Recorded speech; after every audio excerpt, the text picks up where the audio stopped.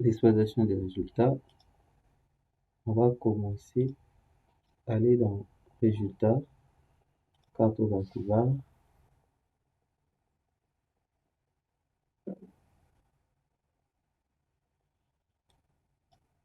cartographie bar. On peut par exemple observer le moment MY, on mettra gestion des coûts différenciés, ça va, analyser, ok, on a la valeur max de 24,07 et l'autre valeur min. Cette valeur provient d'où? On voit bien ici de la poutre de roulement, car le cas de charge sélectionné, c'est le cas de charge du pont roulant.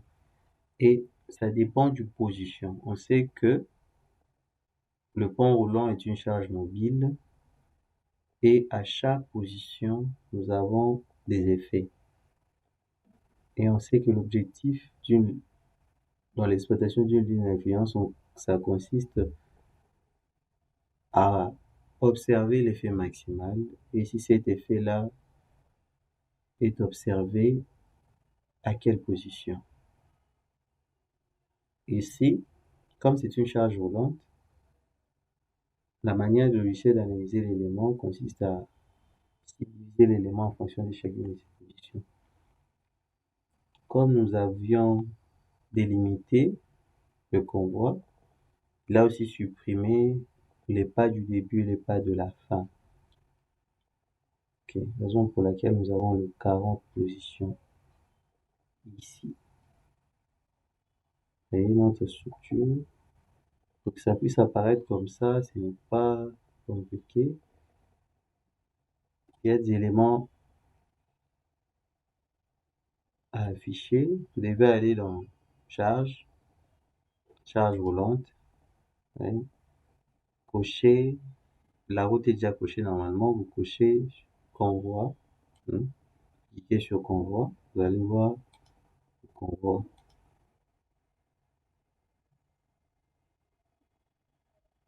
Ok, ça, non, on va essayer de voir comment cet effet varie en fonction des positions, bien sûr. Changer, et là, nous sommes à la position 4, c'est-à-dire à 3 mètres. Et il y a directement changement.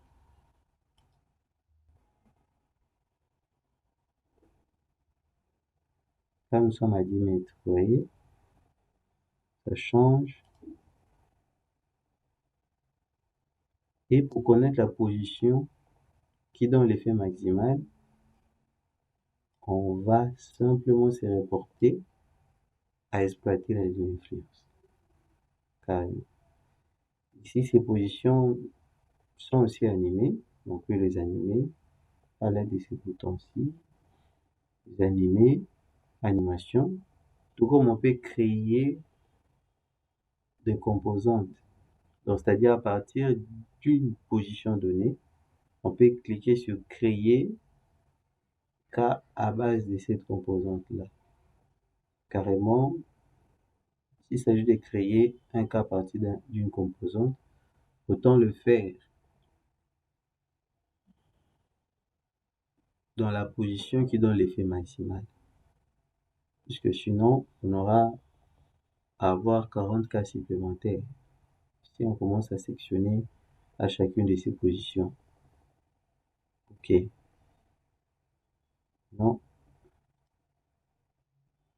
Ça, c'est bel et bien le moment MY. Qu'est-ce qu'on constate encore ici? Que nos éléments contreventés, les contreventements, n'ont aucun moment. Puisque ces éléments, on a dit que ça travaille comme des éléments entrés. Pour vérifier ça, on peut prendre lu. Change de cas de charge, carrément. Prenons l'élu. On a la valeur qui est là, la valeur max.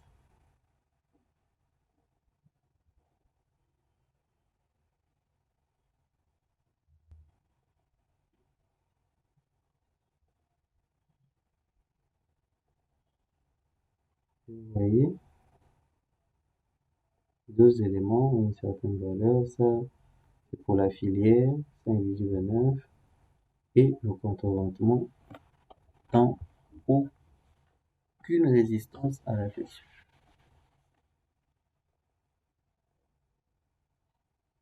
Ok. Là, on va exploiter les lignes d'influence. Tenant à signaler ceci, que notre poutre de roulement est soumise à plusieurs sollicitations.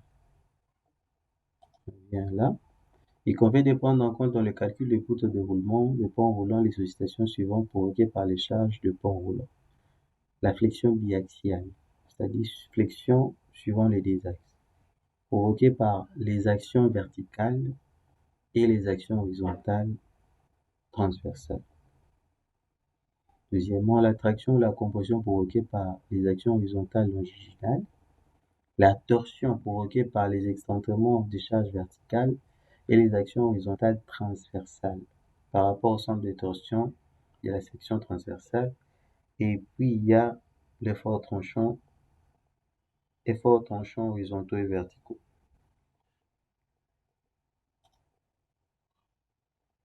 On va voir.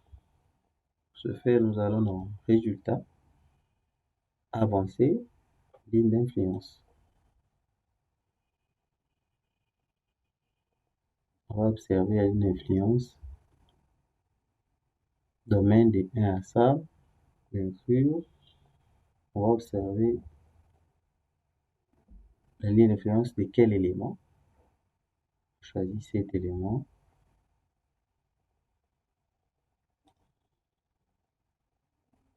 Là. La position ici. Ici, il s'agit carrément de comprendre comment se fait la ligne d'influence.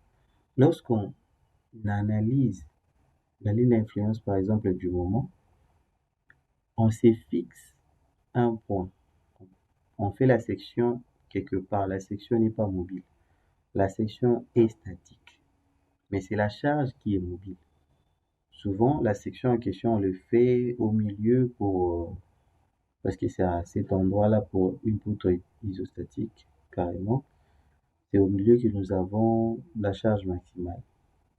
Et on va avec cette logique-là, raison pour laquelle vous voyez 0,50 ici, il s'agit bel et bien de la position du milieu. Tout comme vous pouvez changer de position. Mais nous, on va observer par rapport à cette position ici. On observe quel élément. Prenons par exemple, dans un premier temps, le moment MY. Ok, là, il a généré les moments MY par rapport à la combinaison générale. On voit les éléments, combinaison 1.35, tout ça par rapport à la combinaison générale. La raison pour laquelle nous avons ces valeurs ici. C'est bizarre. On va les observer seulement par rapport au pont roulant. Cas de charge pont roulant. Appliquer. On observe les lignes à valeur maximale et l'effet, c'est-à-dire des lignes d'influence sur un réfléchissant à cet abscisse ici, 4. Et là, constatons qu'il y a une valeur max de 25,52. On l'avait déjà vu là-bas avant. Ok. On peut aussi observer d'autres valeurs, d'autres options. Je vais coordonner là.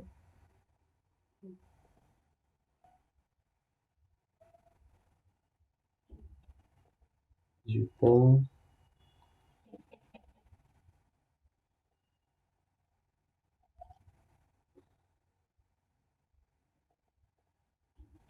Nous avons dit que l'élément, notre poutre de roulement est aussi soumise à la torsion. On va observer la valeur de la ligne d'influence de la torsion.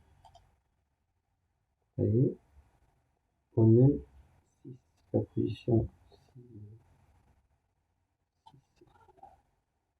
6, de valeur mal vérifier les choses, c'est par exemple en valeur MZ,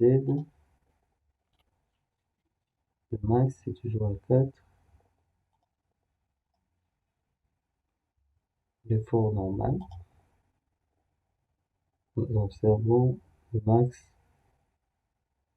à la deuxième position, abscisse à 1 mètre. Observez les efforts tranchants, suivant Z et Y. Ok. Tout comme on peut observer les deux à la fois, normal que ça soit ici. Il y a un cisaillement là. Y et Z, vous observez aussi les deux à la fois.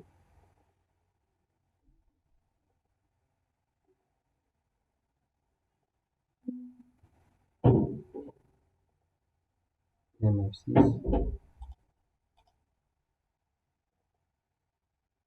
Regardons un peu le déplacement Z. 3, 0,8 cm, ça est le déplacement max.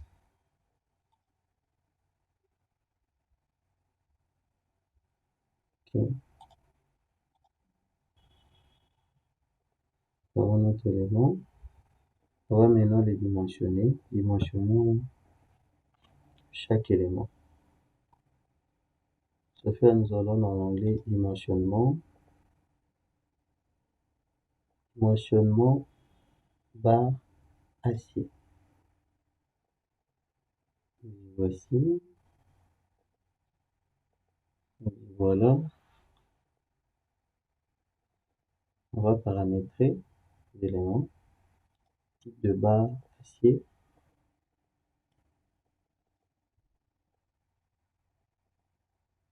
Donc photo.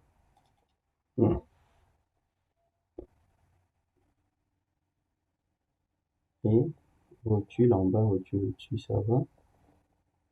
Mais ce ne sera pas la même chose dans les deux. Puisque n'oublions pas que nos éléments ici, c'est-à-dire le bardage, le lisse de bardage, contribue à rigidifier le poteau dans cette direction. Dans la flexion qui se fera, la flexion suivant l'axe des X, la flexion suivant l'axe des X sera un tout petit peu empêchée par nos lisses de bardage. Tandis que la flexion suivant Y sera libre. Donc ça c'est dans la repère global. On verra ça mieux au niveau du repère local. Repère local de chaque élément. Ok, ça c'est Z, oui. Suivant Z, ça sera empêché. Tandis que suivant le bleu c'est Y, suivant Y, ça sera libre. On va suivant Z, comme là.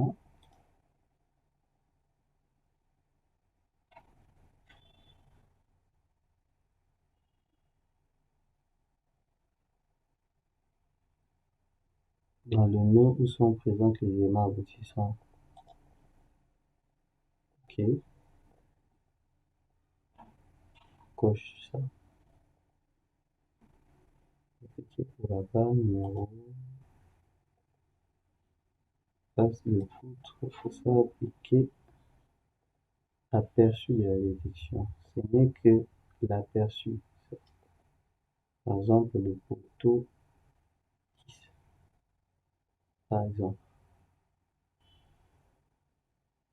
Ok, ça va. On va changer ça. Et poteau hangar, par exemple. Poteau hall.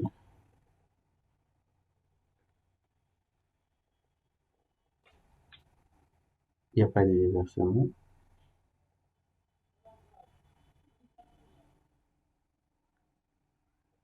voir la flèche, l'application de la flèche, la tête, là,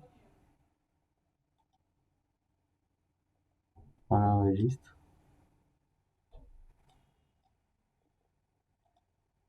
on va sélectionner nos poteaux,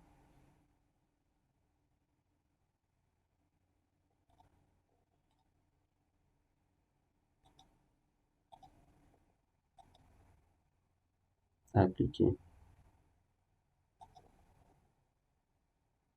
continue, le poteau c'est fait,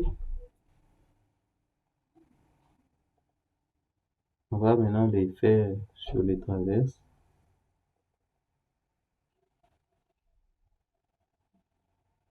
trop,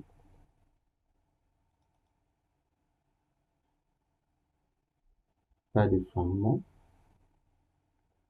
déversement oui, la charge et la traverse sera reprise par quoi?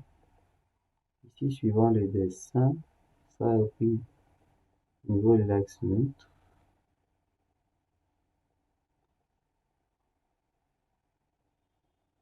Pas de problème.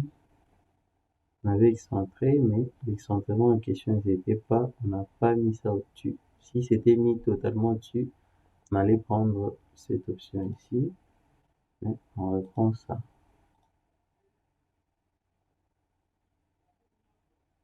Élément critique.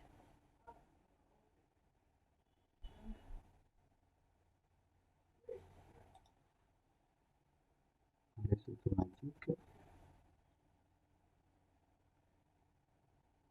Coefficient de longueur de déversement, de part et d'autre.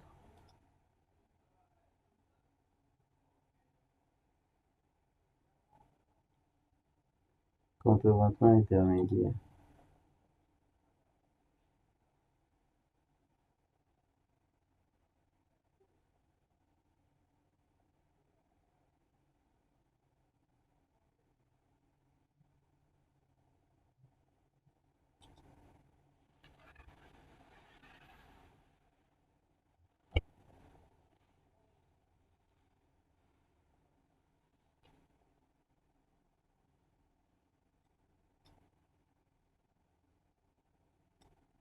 Contrevention intermédiaire.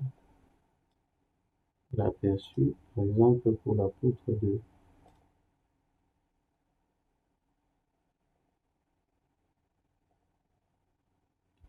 Vendôme, pour moi, puissance est égale à 0. Bon, ça peut varier suivant le cas de charge.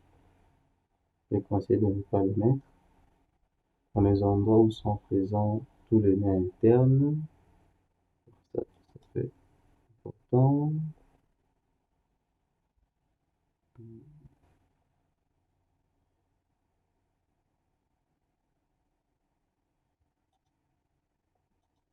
Les nœuds internes ici.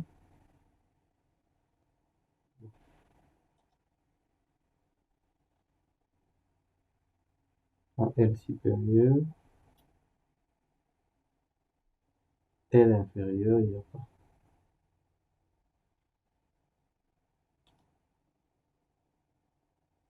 Paramètre de la charge.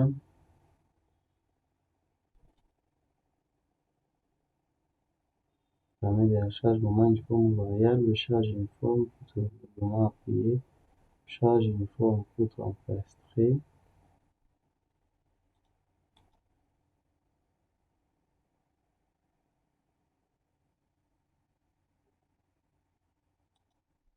Charge uniforme, moment arbitraire aux extrémités. Ça,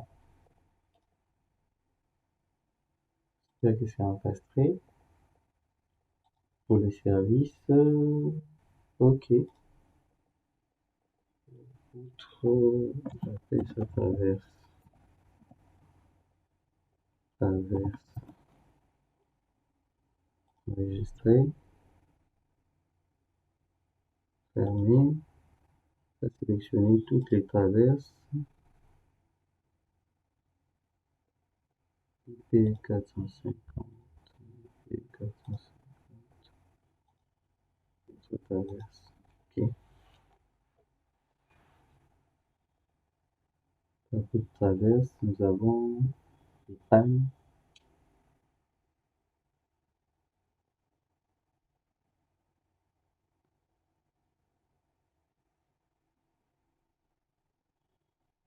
panne, notion d'appui,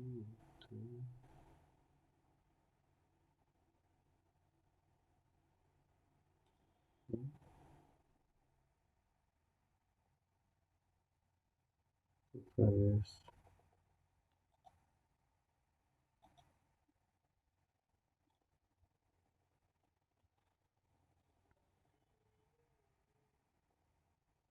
Les pannes, on prend simplement poutre, déversement, oui. Les chats seront repris par quoi dessus?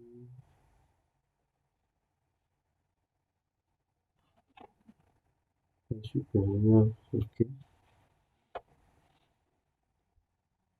Les deux. Rotule, rotule. Les deux. La flèche. Poutre.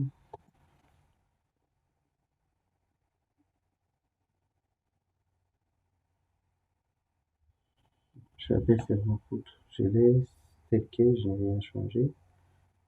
Je vois les flèches. Ok. Je n'ai rien changé. Sélectionne les éléments. IP 140.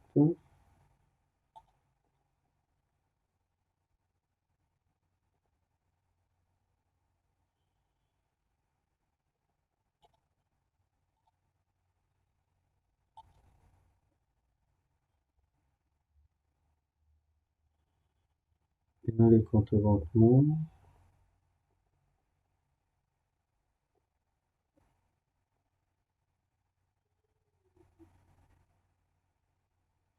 soit simplement comme barre.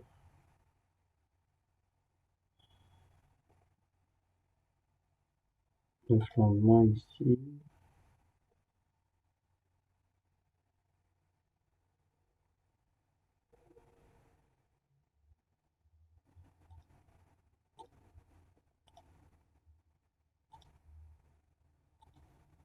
Par contreventement.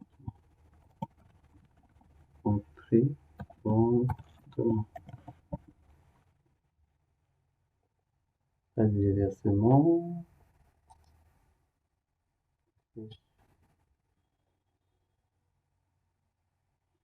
Pas de flèche vérifiée.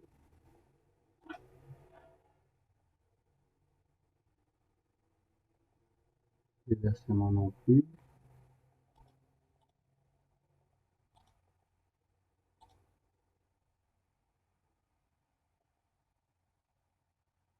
Contreventement.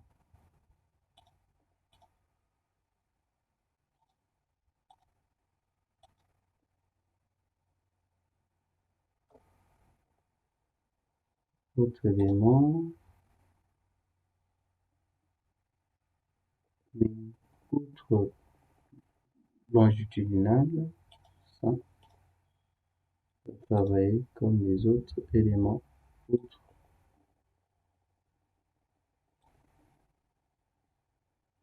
de roulement.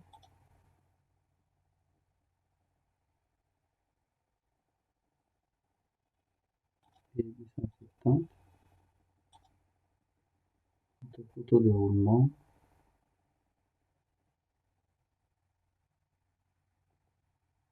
Travailler comme outre normal.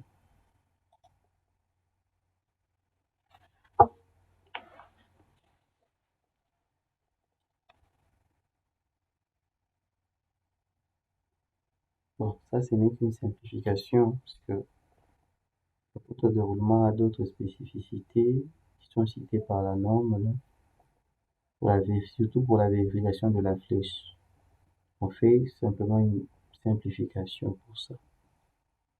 Et ce que la norme nous recommande, c'est d'appliquer une autre charge roulante qui ne sera pas pondéré par le coefficient dynamique et de vérifier la flèche maximale qui ne doit pas dépasser L sur 700. Ok, on simplifie le cas.